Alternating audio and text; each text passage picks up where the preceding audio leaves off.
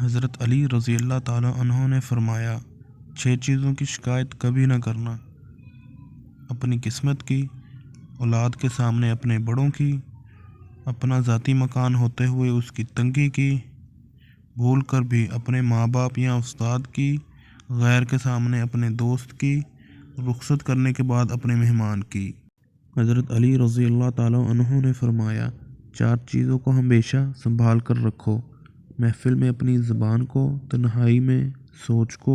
راستے میں اپنی نگاہ کو، اور نماز میں دل کو۔